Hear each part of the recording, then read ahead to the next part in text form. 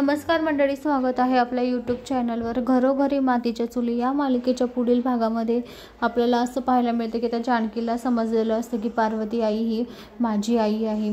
तर मंडळी आता पार्वतीला शोधता शोधता आता जानकी बाहेर येते. तर ती आता गुलाबदादाला विचारते, गुलाबदादा, पार्वती आईला तुम्ही पाहिलं का? तेव्हा आता गुलाबदादा म्हणतात, हो त्या इकडे जाताना मी पाहिलं, इकडे गेले त्या मंदिराकडे. तेवढंच आता ऋषिकेश येतो. ऋषिकेश म्हणतो, जानकी काय झालं? तेव्हा आता पार्वती जानकी म्हणते की अहो पार्वती आई काही दिसतच नाही, कुठे गेलं, काय गेलं. तेव्हा आता ऋषिकेश म्हणतो, मी इकडच्या साईडने शोधतो, तू तिकडच्या साईडने शोध. तेव्हा आता इकडे जानकी मंदिराकडे जायला निघते. तेव्हा मंदिराकडे जाणाऱ्या बायांना विचारते की तुम्ही ह्या बाईला पाहिलं का?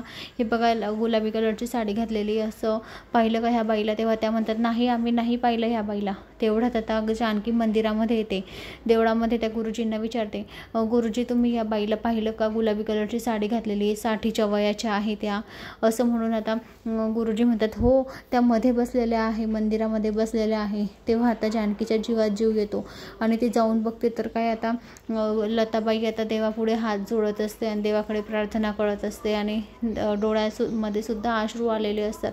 हे पाहून जानकीला खूप वाईट वाटतं, कारण जानकीला तिची आई मिळालेली असते. हे ऐकून आता हे पाहून आता जानकीच्या डोळेही भरून येतात खूप.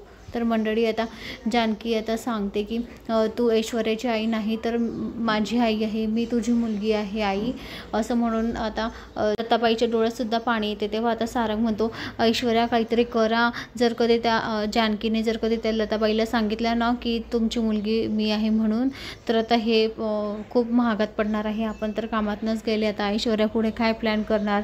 ऐश्वर्याच्या डोक्यात आता आयडिया शिजत असतात सारंगच्या बोलण्यावरून. तर मंडळी आता पुढील येणाऱ्या भागात आपल्याला असं पाहायला मिळेल की आता लता आणि जानकी दोघी मिळून आता ऐश्वर्यालाच घराबाहेर काढणार आणि ऐश्वर्याने सगळ्यांसमोर नाटकं करत सगळ्यांचा बाजार मांडलेला असतो. तर जानकी आता ऐश्वर्याला घराबाहेर काढणार. जानकीच काय सगळे मिळूनच आता ऐश्वर्याला घराबाहेर काढणार.